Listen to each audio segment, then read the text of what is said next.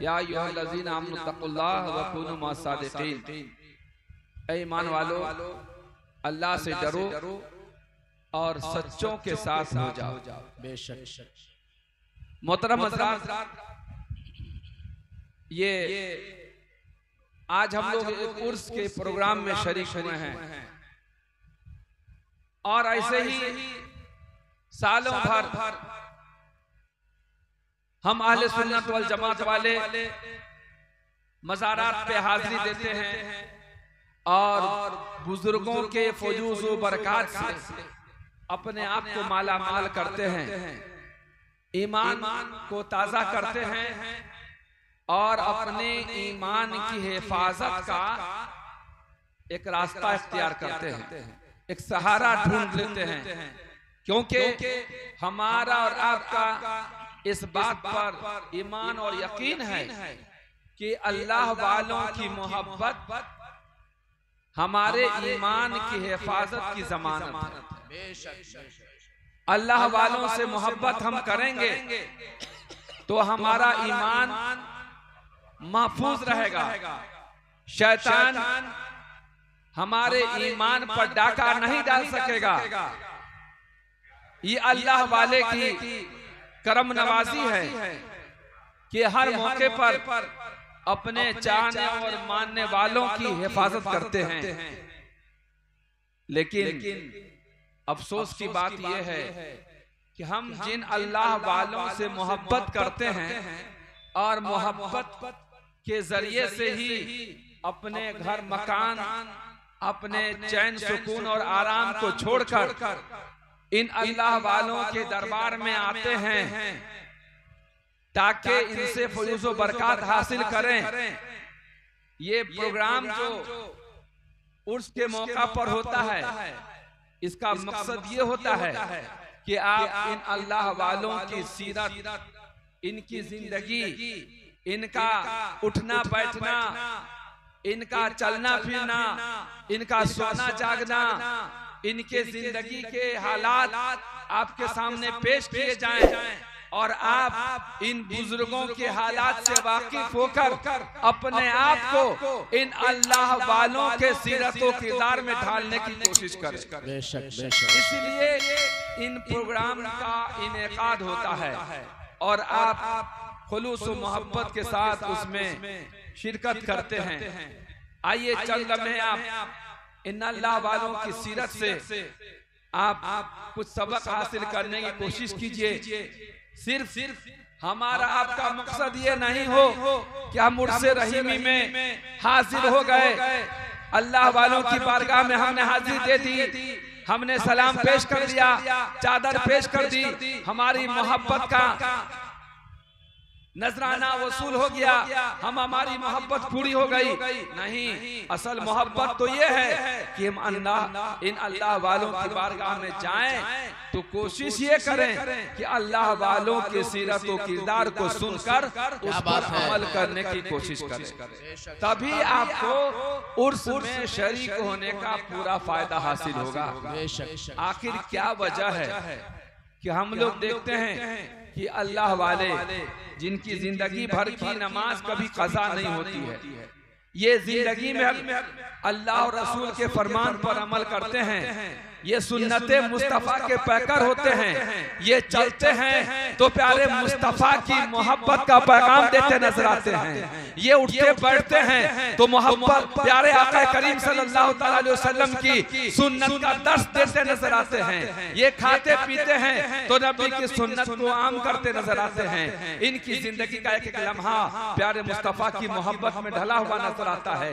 मगर क्या वजह है कि हम अल्लाह वालों से मोहब्बत तो करते हैं मगर हम जिंदगी भर हाजिरी देने के बावजूद एक नमाज की पाबंदी हमारे अंदर नहीं आती है, हम नबी की सुन्नत पर अमल करते नजर नहीं आते हैं, हम अल्लाह रसूल से मोहब्बत करते नजर नहीं आते हैं, हमारी जिंदगी में इनकलाब नहीं पैदा होता है। प्यारे इस्लामी भाइयों, अगर अल्लाह वालों से सच्ची मोहब्बत है तो आप अपने इन औलिया कराम की बारगाह में हाजिरी देने के बाद कम से कम ये दुआ जरूर करो कि अल्लाह ताला इनके सीरत व किरदार पर अमल की तौफीक अता फरमाए, आमीन। मोहब्बत के साथ दरूद शरीफ पढ़िए, अल्लाहुम्मा सल्लल्लाहु अलैहि नबी उम्मिही व आलिहि व बारिक वसल्लम, सलातो व सलाम अलैका या रसूल अल्लाह सल्लल्लाहु तआला अलैहि वसल्लम। मोहतरम हज़रात, ये अल्लाह वालों की बारगाह में लोग हाजिर होते हैं, मुरीद होते हैं, अपना हाथ अल्लाह वालों के हाथ में देते हैं और ये पीराने इज़ाम बुजुर्गाने दीन अपने मुरीदों से वादा लेते हैं, गुनाहों से तौबा कराते हैं कि मैं पिछले तमाम गुनाहों से तौबा करता हूं और मैं वादा करता हूं कि हमेशा जिंदगी में सच बोलूंगा, नमाज की पाबंदी करूंगा, नाजायज हराम चीजों से दूर रहूंगा। मैं अपना हाथ अपने पीर के सदके, पीर के वसीले या अपना हाथ गौसे पाक के हाथ में देता हूं। ये जो मुरीद कराते हैं, अक्सर पीर अपने मुरीद को हाथ, अपने मुरीद का हाथ लेकर के यही पैगाम देते हैं कि हम तुम्हारा हाथ अपने हाथ में लेकर सिलसिला दर सिलसिला, पीढ़ी दर पीढ़ी तुम्हारा हाथ मैं गौसे आज़म के हाथ में पहुंचा रहा हूं और गौसे आज़म तुम्हारा हाथ मदीने वाले के हाथों में पहुंचाएंगे। और जब तुम प्यारे सरकार मदीने के ताजदार अहमद मुख्तार की बारगाह में पहुंच जाओगे तो मदीने वाले आका तुम्हें खुदा की बारगाह में पहुंचा देंगे। बेशक बेशक, सुभान अल्लाह, तुम्हें खुदा की बारगाह में पहुंचा देंगे। अल्लाह वाले बज़ाहिर अपना हाथ पेश करते हैं, मगर हकीकत में इनका हाथ नहीं, वो हाथ गौसे आज़म का होता है। इनका हाथ नहीं, ये हाथ गरीब नवाज का हाथ होता है। ये हाथ हजरत इमाम हसन हुसैन का हाथ होता है। ये हाथ हजरत अली का हाथ होता है। ये हाथ प्यारे मुस्तफा का होता है। ये सिलसिला दर सिलसिला हम सारे लोगों को अल्लाह के रसूल की बारगाह में पहुंचाते हैं ताकि हमारा ये सिलसिला मजबूत हो जाए और प्यारे मुस्तफा करीम खुदाए करीम की बारगाह तक हमें पहुंचा दे। नारे तकबीर, नारे रिसालत, फैज़ाने गौसे पाक और से रहीमी हजरत अल्लामा अब्दुल खालिक कादरी साहब से मिला। वाह वाह। आइए मैं आपको एक ऐसे पीर की बारगाह में ले चलता हूँ जिन्होंने सिर्फ जबान से कहा ही नहीं बल्कि लोगों को अपनी आंख से दिखा भी दिया।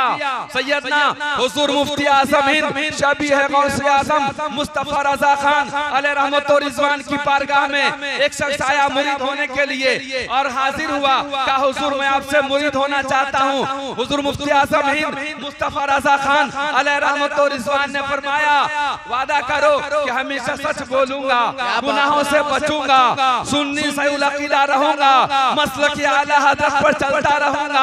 उसने वादा कर लिया। जब वादा कर लिया तो मुफ्ती आज़म हिंद ने फरमाया कहो कि मैंने अपना हाथ गौसे आज़म के हाथ में दिया। उस मुरीद ने कहा कि हुजूर अभी तो आपने हमसे वादा लिया कि जिंदगी में कभी झूठ नहीं बोलूंगा और अभी तो मैं अपना हाथ मुफ्ती आज़म हिंद के हाथ में दे रहा हूँ, मुस्तफा रज़ा खान बरेलवी के हाथ में दे रहा हूँ और आप फरमा रहे हैं कि मैंने अपना हाथ गौसे आज़म के हाथ में दिया। हुजूर ये झूठ कैसे बोल सकता हूँ? इतना सुनना था मुफ्ती आज़म हिंद मुस्तफा रज़ा खान को जलाल आ गया। मुस्तफा रज़ा खान मुफ्ती आज़म हिंद ने फरमाया अरे नादान तू ये समझ रहा है कि ये मेरा हाथ है? अपनी आंखें बंद कर। जैसे ही उस मुरीद ने अपनी आंखें बंद की क्या देख रहा है कि उनके हाथ के सामने मुस्तफा रज़ा खान नहीं है बल्कि गौसे आज़म का हाथ नजर आ रहा है। नारे तकबीर, नारे रिसालत, फैज़ाने मुफ्ती आज़म हिंद। हाय हाय हाय, जिंदाबाद। कहा हुजूर आपने सच फरमाया, मैंने अपना हाथ मुस्तफा रज़ा खान के हाथ में नहीं, मैंने अपना हाथ गौसे आज़म के हाथ में दिया। क्या बात है, जिंदाबाद। मेरे मेरे प्यारे इस्लामी भाइयों, ये हाथ जो आपके हाथों में होता है बज़ाहिर हुआ पीर का हाथ होता है, मुर्शिद का हाथ होता है, ये बुजुर्ग का हाथ होता है, मगर ये सिलसिला, ये रूहानी सिलसिला ये गौसे आज़म की बारगाह में पहुंचाता है और गौसे आज़म मदीने वाले की बारगाह में पहुंचाते हैं। दरूद पाक पढ़िए अल्लाहुम्मा सल्लल्लाहु अलैहि वसल्लम सल्लल्लाहु अलैहि वसल्लम अलैका रसूलल्लाह सल्लल्लाहु तआला अलैहि वसल्लम। मोहतरम हज़रात, रब ने फरमाया ईमान वालो अल्लाह से डरो और मेरे सच्चे बंदों के साथ हो जाओ। हम और आप खुद इन अल्लाह वालों की बारगाह में आए नहीं हैं, मेरे रब ने इन अल्लाह वालों की बारगाह में हमें भेजा है। हम आते नहीं हैं बल्कि बुलाए जाते हैं, भेजे जाते हैं। अल्लाह जिसे चाहता है उसे अपने नेक बंदों की बारगाह में भेज देता है। सब चाहे भी तो नहीं आ सकता है। आपने सुना है ना, इरादे रोज बनते हैं मगर फिर टूट जाते हैं। इरादे रोज बनते हैं मगर फिर टूट जाते हैं। वही अजमेर जाते हैं जिन्हें ख्वाजा बुलाते हैं। हाय क्या बात। आपने देखा होगा मस्जिद के बाहर दरवाजे पर कुर्सी लगाकर बेंच पर या जमीन पर बहुत सारे लोग हैं, बैठ करके आपस में बात करते नजर आते हैं, खुशगपियां करते हैं, दुनिया जहान की बातें करते हैं। और जैसे ही अजान होती है बस लोग उठ के चल देते हैं। उठे, अब अजान हो गई है, चलो यहाँ से जगह खाली करो। मस्जिद के दरवाजे पर है और मस्जिद में अजान हुई, बुलाया मुअज्जिन ने हय्या अलस सलाह, नमाज की तरफ आओ, हय्या अल फलाह, कामयाबी की तरफ आओ। तो ये दरवाजे से उठ के चल दिया। और एक वो है जो किसान है, खेत में काम कर रहा है, ताजिर है, दुकानदारी कर रहा है, दुनिया का कोई काम करने वाला है, अपने काम में लगा हुआ है, मेहनत कश है, मजदूर है, मजदूरी कर रहा है, अपने धंधे में लगा हुआ है, बीवी बाल बच्चों वाला है, अपने बीवी बाल बच्चों में है। जैसे उसके कान में अजान की आवाज पहुंचती है, किसान कशा कशा अपने काम को छोड़कर मस्जिद आ जाता है। बाल बच्चों वाला अपने बाल बच्चों को छोड़ के मस्जिद पहुंच जाता है। दुकानदार सामान समेट कर छोड़ देता है, मस्जिद पहुंच जाता है। समझ में बात नहीं आती है, ये दूर दराज से लोग चलकर मस्जिद पहुंच जाते हैं और मस्जिद के गेट पर बैठने वाला भाग जाता है। ऐसा क्यों? इसलिए कि खुदा की मशीयत ये है कि मेरा रब जिसे चाहता है अपने दरबार में बुला लेता है और जिसे चाहता है दरवाजे से दूर कर देता है। मेरे आका करीम सल्लल्लाहु अलैहि वसल्लम से मोहब्बत व इक़्क़त करने वालों, जिसे चाहा दर पे बुला लिया, जिसे चाहा अपना बना लिया, जिसे चाहा दर पे बुला लिया, जिसे चाहा अपना बना लिया। ये बड़े करम के फैसले, ये बड़े नसीबे की बात है। ये बड़े करम के फैसले, ये बड़े नसीबे की बात है। जिसे चाहता है अल्लाह अपने महबूब बंदों के पास भेज देता है। हम आए नहीं हैं, भेजे हुए हैं, बुलाए हुए हैं। अल्लाह वालों ने बुलाया है तो हम हाजिर हुए हैं। और जो आ जाता है वह कुछ न कुछ फयूज़ बरकत पा लेता है। आखिरी बात करके मैं अपनी तकरीर को खत्म करता हूँ। मेरी माँ बहन गौर से सुन लें, हमारी जमात में ये अल्लाह वाले हैं, बुजुर्गाने दीन हैं, लेकिन सिर्फ ऐसा नहीं है कि मर्द ही अल्लाह वाले हैं। हमारी जमात में ऐसी ऐसी खवातीन हैं जिनकी जिंदगी का एक एक लम्हा प्यारे मुस्तफा की मोहब्बत का पैगाम दे रहा है। हजरत राबिया बसरिया रहमतुल्लाह अलैहा वो नेक इबादत गुजार खातून हैं जो रोजाना 200 रकात नफिल नमाज पढ़ती हैं। 200 रकात नफिल नमाज रोजाना नफिल नमाज पढ़ती हैं। सारी रात इबादत में गुजर जाती है। आपकी आंख में जा नमाज पर निकला हुआ खजूर का कांटा चुभ गया सजदे में जाने के दरमियान, मगर आपको एहसास भी नहीं हुआ, पता नहीं चला। आंख में खजूर का कांटा चुभा मगर पता नहीं चला। अल्लाह की ऐसी नेक बंदी जब हज करने के लिए चली तो हर हर कदम पर हजरत राबिया बसरिया दो रकात नमाज नफिल पढ़ती थी। हर कदम पर 2 रकात नमाज नफिल पढ़ती थी। आपकी बारगाह में एक मर्तबा एक चोर आ गया। चोर आया, घर के अंदर दाखिल हुआ, चारों तरफ तलाश किया, कुछ नजर नहीं आ रहा। कोना ढूंढा, कमरा ढूंढा, जहां जहां जा रहा है कुछ नहीं पा रहा है, कुछ नहीं है उसके पास। मायूस होकर लौटने लगा। हजरत राबिया बसरिया सलाम फेर कर पूछती हैं क्या बात है? कहा घर में कुछ है ही नहीं। कहा जब घर में आ गए हो तो यहाँ से खाली हाथ मत जाओ, खाली हाथ मत जाओ। कहा है ही नहीं तो मैं लूंगा क्या? कहा कुछ नजर नहीं आ रहा है तो परेशान क्यों है? ये लोटा नजर आ रहा है? कहा लोटा तो नजर आ रहा है। कहा इसे उठा, पानी भर के वजू बना और 2 रकात नमाज पढ़, अल्लाह तेरी मुराद पूरी कर देगा। सुभान, क्या बात है, सुभान अल्लाह। लोटा उठा, 2 रकात नमाज पढ़, अल्लाह तेरी मुराद पूरी कर देगा। जो मांगेगा अल्लाह ताला अता कर देगा। सोचा अब आई हैं तो क्यों ना कुछ फायदा उठा लूं। लोटा लिया, वजू बनाया और 2 रकात नमाज की नियत बांध ली। जैसी नियत बांधा उस चोर ने हजरत राबिया बसरिया अपनी पेशानी इस रब की बारगाह में रख देती है। राबिया बसरिया अर्ज करती है मौला ये आया था चोरी करने की नियत से, सामान चुराने के लिए, तेरे महबूब के फरमान की खिलाफ वर्जी करने के लिए, लेकिन मौला उस चोर को मैंने तेरी बारगाह में पहुंचा दिया है। मेरे परवरदिगार अपने इस बंदी के इस जबान की लाज रख ले। मौला अब ये इज्जत रखना तेरा ही काम है। अगर यहाँ से वो चोर बन के ही लौटा, चोरी करता ही रहा तो लोग क्या कहेंगे?